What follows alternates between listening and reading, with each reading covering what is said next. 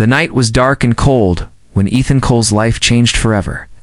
The sky above the valley was full of heavy clouds and rain poured down like endless sheets of silver. Ethan drove his old hover van carefully along the narrow road that wound between the hills. He was tired from a long day of work, repairing machines in the nearby settlements. And all he wanted was to get home, take off his boots, and drink something warm. But fate, as it often does, had another plan. Halfway through the journey, a sharp crack came from under the van's engine. The lights flickered, the power dropped, and before Ethan could curse his luck, the entire machine ground to a stop. The rain grew heavier, hitting the windshield like 1,000 impatient fingers. He tried to restart the engine, but the power line had blown. The old thing was done for the night. Ethan sighed, pushing a wet strand of hair away from his forehead. In the distance, faint lights flickered through the storm. A large building stood at the top of the hill, its windows glowing softly against the darkness. He could see stone pillars and a large gate half hidden by vines. He hoped someone inside might let him make a call, or at least wait out the storm. With a shrug and a soft laugh at his rotten luck, he grabbed his toolkit, zipped up his jacket, and started walking toward the lights. The path was muddy, and the storm made every step difficult. By the time he reached the gate, his boots were drenched and water dripped from his hair like a stream. He knocked on the large metal door beside the gate, expecting maybe a servant or a security guard. Instead, the door creaked open, and there she was, Amelia Ryder, Queen of the Terran Dominion. Of course, Ethan didn't know that right away. She was dressed simply, in a plain gray robe, her dark hair tied back. There was no crown, no jewels, nothing royal about her appearance, except a quiet strength in her eyes. For a moment, she looked at him with surprise, then calm curiosity. "Good evening," she said softly. Her voice carried warmth and grace. Ethan blinked, feeling awkward and wet. "Evening, ma'am. Sorry to bother you. My van broke down a few miles back. Could I maybe use a comlink to call for help?" Amelia studied him for a second longer, then smiled a real smile, one that reached her eyes. "Of course. You must be freezing. Come inside." He hesitated. "I don't want to trouble you." "It's no trouble," she said. "It's only rain after all." Inside, the immense hall glowed with gentle firelight. The walls were carved with old symbols, and portraits of past rulers lined the sides, though Ethan didn't look closely enough to notice. He only saw a warm fire, a soft chair, and the woman who seemed strangely comfortable in both silence and conversation. She led him to the fire and offered him a towel. "I'm Amelia," she said simply. "Ethan," he replied, rubbing his hands together. "Thanks for letting me in." He tried to avoid dripping too much water on the carpet, but she waved it off. "The floor has seen far worse." Her laughter sounded light and easy. Ethan felt a bit less nervous. They talked for a while as the storm raged outside. She asked about his work, and he explained that he repaired machines, big ones that people forgot were important until they stopped working. He spoke of long nights fixing generators in the outer settlements, and of the quiet satisfaction when something broken came back to life again. She listened closely, asking thoughtful questions. There was something unusual about her interest. She seemed to care not only about what he did, but why he did it. "And you?" Ethan finally asked. "Do you stay here alone?" Amelia looked toward the window, watching the stormlight dance across the glass. "Sometimes, I come here when I need to think, away from the noise of the capital." Something in her tone made Ethan pause. There was sadness there, buried beneath calm control. He didn't press her about it. Instead, he said, "Well, you have a beautiful place here. Let's be peaceful when it's not raining sideways." That earned another soft laugh. "It is," she said. Then after a moment, "Peaceful, but lonely." Ethan didn't know what to say to that, so he simply nodded. The silence between them was in tea. Uncomfortable lit was the kind of silence that happens when two people realize they don tea need to fill it with words. Outside, the rain began to ease. Inside, the warmth of the fire spread across the room. Ethan felt strangely at home, though he couldn't explain why. When the storm finally broke, he stood, ready to thank her again and step back into the night. But Amelia stopped him. "The roads will still be dangerous," she said. "It's safer to stay till morning." He hesitated, then saw the quiet insistence in her eyes. "All right," he said with a small smile. "Thank you, Amelia." She smiled back. "You're welcome, Ethan." Neither of them knew that this small act of kindness, born out of storm and chance, would soon change the fate of kingdoms. That night, in the old house on the hill, two lives began to weave together, ordinary man and hidden queen. Bound by a rainstorm, unaware that destiny had just taken its first quiet breath. The sun rose slowly over the capital city, painting the tall towers in gold and silver light. Months had passed since Ethan Cole's strange meeting with the kind woman he met during the storm. He had gone back to his life, fixing machines, traveling between towns, and thinking often about that night. He thought about her smile, her calm eyes, and the way she had listened to him as if what he said mattered. He never imagined he would see her again, but life, as always, had other plans. One morning, he was repairing a broken scanner at the city's main supply tower when a group of guards appeared. They wore royal uniforms and looked very serious. Ethan thought maybe someone had called the wrong person, but when they asked for him by name, he felt a small spark of worry. "Ethan Cole," the leader said. "Yes," Ethan answered carefully, wiping his hands on his rag. "You are requested at the royal palace," the man said. Ethan almost laughed. "The palace? You must have the wrong person." "There is no mistake," the guard replied firmly. "You have been personally summoned by Queen Amelia Ryder." Ethan froze. Amelia. The name he had only heard that rainy night. The woman in simple clothes who had offered him shelter. He finally realized who she really was. Within hours, he was standing at the entrance of the great palace. It was far more magnificent than the old house where he had met her. Marble floors reflected the morning light, and tall curtains fluttered like waves. Soldiers stood in perfect lines, their faces stern. And then, at the end of the hall, sat Queen Amelia. She wore royal blue with silver designs around her sleeves and a small crown that glimmered faintly. Yet the calm smile she gave him was the same one he remembered. "Good morning, Ethan," she said as he approached. He bowed awkwardly. "Your Majesty, I didn't know you were well, you." She laughed softly. "Quite all right. I value people who talk to me as if I'm human." He rubbed the back of his neck, feeling both nervous and amazed. "Why did you call me here?" Her smile turned thoughtful. "You see, Ethan, we are preparing a ceremony to mark the new peace treaty with the frontier colonies. There is a tradition that every treaty must be sealed with a symbolic marriage, a union between the crown and the people." Ethan frowned. "A marriage?" "Yes," she said slowly. "It's a ritual. No one is truly bound by it. Usually, a symbolic partner is chosen from public records, a citizen, to represent the common voice." Ethan shrugged. "I see. That sounds like a fancy way to say paperwork." She laughed again, and the sound lightened the air between them. "Something like that? The trouble is," she continued, "there's been a small mistake." "What kind of mistake?" She looked slightly embarrassed. "Your name was entered as the citizen representative by error. My secretary confused the names when updating the records from your visit here." Ethan blinked. "Wait, you mean the documents say I'm supposed to be?" "Yes," she finished gently, "my ceremonial husband." For a moment, silence filled the grand room. Ethan opened his mouth, then closed it again. "You're joking." "I wish I were," she said, unable to hide her smile. "The record has been broadcast publicly. The entire Dominion believes the Queen is to marry you at the ceremony tomorrow." Ethan ran a hand through his hair, staring at her as if she had told him the sky was green. "Well, what are we supposed to do now?" "I can cancel it," she said. "But it would cause scandal and damage the treaty. The colonies might take it as an insult." Ethan was quiet for a while. He wasn't a man of politics, but he could see the weight in her eyes. She had fought so hard for this peace.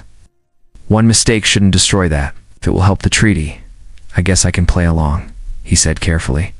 Her relief showed in her soft smile. "That's very kind of you, Ethan. I promise, this will be short and harmless." Ethan nodded, still trying to take it all in. "Well, if I'm going to be a queen's husband for a day, I'd better practice standing straight." Her laughter echoed down the hall, bright and graceful. "I'll make sure you survive the ceremony." The next day, the palace gates opened to thousands of people. Music filled the air, drones filmed the grand event, and banners of gold and blue waved in the wind. Ethan wore formal clothes borrowed from the royal wardrobe, while Amelia stood beside him, radiant and calm. When the ceremony ended, the announcers declared them husband and wife under the eyes of the Dominion. The crowd cheered, the treaty was sealed, and peace was officially restored. But behind the perfect smiles, both Ethan and Amelia knew something remarkable had happened. What was meant to be a mistake had changed the path of their lives. That night, when the noise of celebration faded, Amelia met Ethan in the quiet royal garden. "You've done well today," she said softly. He looked at her, still half in disbelief. "So, I guess I'm your husband now?" She smiled, only by accident. He smiled back. Well, sometimes accidents are the start of something important. Neither of them could have known then how right he was. Their story had just begun, and destiny was only waiting for its next move. Weeks turned into months after the strange accidental marriage of Queen Amelia and Ethan Cole. What began as a public ceremony of peace soon became something more. The people of the Dominion talked about it everywhere, in schools, in cafes, in markets, and on every digital screen. They said it was a story unlike any other. Common man had become the husband of the queen, and somehow everyone found hope in that idea. Ethan never got used to palace life. The marble halls and endless courtyards felt too large for him. Sometimes he would walk through them at night, listening to his own footsteps echo in the silence. He still wore his old jacket when he could, and visited the palace workshops just to feel tools in his hands again. Some nobles laughed behind his back. To them, he was the wrong kind of man to stand beside a ruler.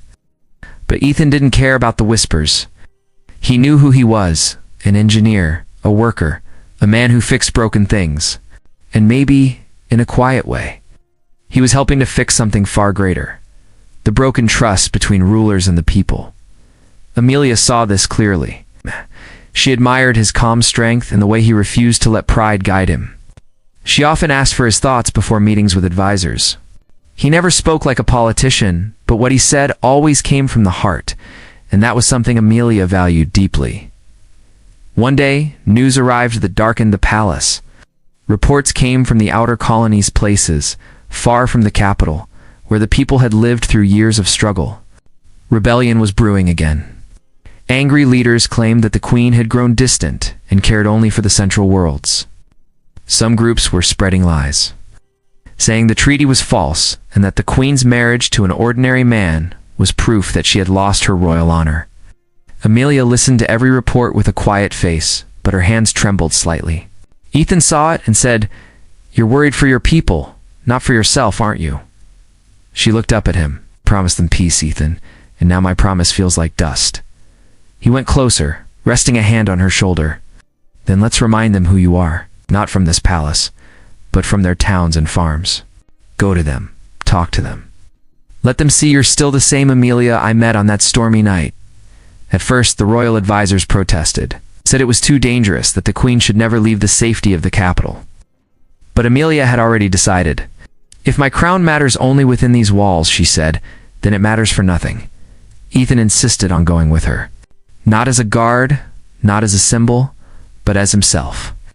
"If you're going to face trouble," he said, smiling slightly, "then so am I after all. We're married now." Even if by accident the royal ship left the capital before dawn, it flew quietly through the clouds and across endless fields. When they landed on the first colony world, people gathered in disbelief.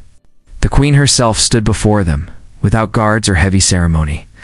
She spoke to workers in their own language, listened to mothers, and sat among children in broken schools. Ethan worked while she talked, repaired broken water purifiers, replaced the power coils of old transporters, and showed young boys and girls how to fix simple machines. Soon, the people began to smile again. They didn't see only a queen, they saw two people who cared enough to be there. For weeks they traveled from world to world. Each place had new troubles and new lessons. Amelia learned that ruling from a chair was far different from ruling beside her people. She saw suffering, but also courage. And through it all, Ethan stayed near her, quiet but steady, always ready to help, always looking for what could be repaired. But peace never comes without a price. One night, as their caravan crossed the mountain roads of the settlement called Helios Gate, their convoy was attacked. Rebel ships descended from the clouds, firing bright bolts of plasma. The royal guards scattered to protect their queen, but Amelia stayed calm. Ethan shouted for her to take cover, but she refused to leave the command car. He ran to the control console, scanning the systems.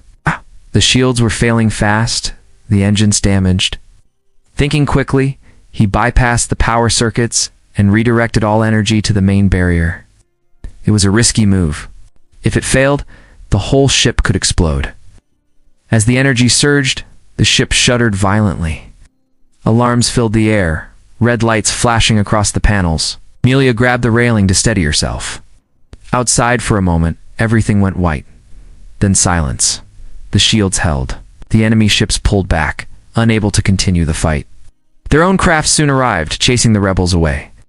When the noise faded, Amelia turned to him in shock. "What did you just do?"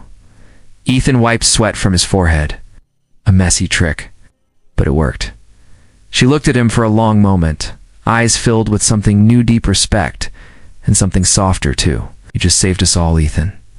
He smiled faintly. "Well, it's what engineers do. We fix what's broken." That night, as the fires of the battle died and the stars stretched silently above, Queen Amelia stood beside her husband and whispered, "Maybe this marriage wasn't such an accident after all." Ethan didn't answer, but the look in his eyes said enough. The war had only just begun, but so had something far greater hope. Peace slowly returned after the long and painful rebellion. The planets that had once shouted in anger now sent letters of thanks to the Queen who had come to them in person. People spoke her name with love again, and they told stories about her husband. The quiet engineer who saved her life at Helio's gate. The news spread faster than light across every world of the Dominion. Some called him the Commoner King, though Ethan never used that title himself. Ethan never saw himself as a hero. He did not care for grand words or fancy clothes. The day after reaching the capital again, he went straight to the palace workshop, where the engines of the royal ships were repaired. When the workers saw him, they cheered, but he simply said, "There is still much to fix." He was happiest with tools in his hands, grease on his sleeves, and laughter among the workers who once feared speaking to a royal. Amelia watched this from afar. She loved the way he moved through people without pride, the way he made heavy things simple. His kindness healed hearts faster than speeches ever could. Yet as the months passed, she saw a new problem growing in the Palessa quiet war of words among the nobles. They whispered in halls and behind closed doors. They did not like Ethan's presence. Their polished shoes and jeweled clothing were symbols of their place, and to them, a man like Ethan did not belong beside a queen. They felt his hands were too rough, his speech too plain, his ways too honest. They thought he would ruin the order that kept them comfortable. One morning, during a council meeting, an older nobleman stood and said, "Your Majesty, with respect, the people love you. This man, this engineer, does not know the ways of rulers. He should not sit beside you in these discussions." Amelia's eyes turned cold, though her voice stayed calm. "If my husband speaks, it is because I asked him to. If he stays silent, it is because he listens. That is more than I can say for many of you." The room fell silent. No one dared answer her. Ethan wished she had not needed to defend him, but he was proud of her strength. Later, he told her, "You shouldn't have to fight my battles. I'll stand on my own." She looked at him kindly. "And I will stand with you, Ethan, always." Together, they began new plans. They wanted to make the government fairer, to give voice to those who had none. They started programs for education in the outer colonies, built new centers for repairing broken technology, and invited farmers and workers to speak before the council. Slowly, the face of the Dominion began to change. The rich and powerful grumbled, but the ordinary people stood behind their queen and her husband. Every night, Amelia and Ethan talked in their quiet garden. The palace lights glowed behind them while the city rested beneath. They spoke of dreams and worries of building a world where no one felt small. Amelia sometimes felt tired from endless duties, but Ethan's steady presence gave her strength again. One evening she said, "You have done so much for me, Ethan, yet the people still call you the Commoner King. Does that trouble you?" He smiled. "A title doesn't make a person better or worse. I just do what I can. If someone remembers that, it's enough." Amelia smiled and took his hand, her eyes soft. Do you know what I remember most about that night in the storm? What? He asked. That you were the first person who talked to me as if I was just Amelia, not a queen. He squeezed her hand gently. And that's how I'll always see you. But peace has a strange way of testing those who earn it. Months later, a group of ministers began planning secretly to replace Amelia with a council-controlled ruler. They spread rumors that she was too emotional, too attached to the common class. Ethan discovered their plan by accident while repairing a communication terminal. When he told Amelia, she listened quietly, her eyes filled with steady fire. Then we will show them that our rule does not come from gold or bloodlines, she said. It comes from truth. She called a grand meeting in the Great Hall.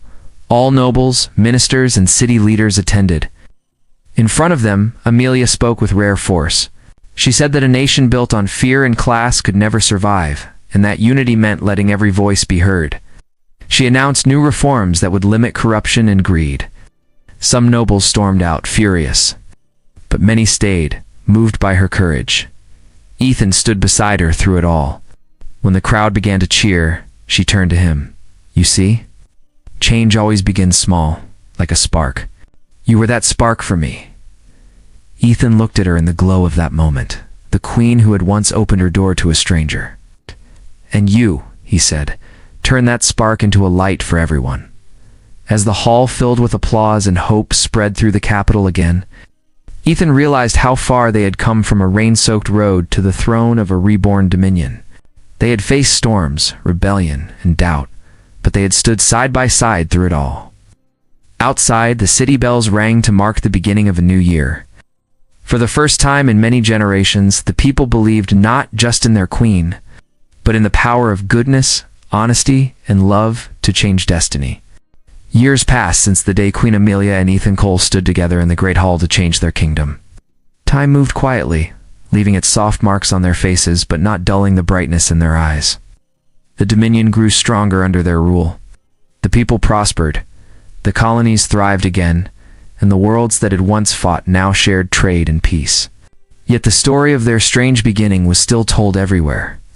From small schools and farming villages to bustling cafes and giant cities, children learned about the storm that had brought a mechanic to a queen's door and how that simple meeting had reshaped an empire. Ethan never liked hearing the stories told so grandly. He would laugh and say it was just luck and a bit of rain. But Amelia always looked at him with quiet knowing, as if to say she saw destiny where he only saw chance. Ethan's life in the royal palace changed over the years, but not his heart. He often visited the workshops, fixing small engines and chatting with workers who still could not believe that the queen, his husband, preferred a wrench to a crown. He liked walking among them, listening to their hopes and dreams. Many young boys wanted to be engineers like him, and he often told them, "Don't dream of greatness, dream of goodness. It lasts longer." Amelia ruled with fairness and warmth. She never forgot that she was once a lonely woman longing to be seen as more than a title. With Ethan beside her, she learned that a ruler's heart was stronger when it cared about small things. She often left the palace to visit distant places, talking to miners, teaching children, or planting trees in towns where war had once burned the soil. People said she did not rule from above, she ruled from among them. In their private moments, when speeches were done and halls went quiet, Amelia and Ethan would sit in the palace garden, where flowers from every world bloomed together. It was their favorite place, filled with soft wind and gentle light. Ethan sometimes brought old tools with him, claiming he needed to fix the garden lights. But everyone knew he simply wanted a reason to stay close to her. Age came slowly.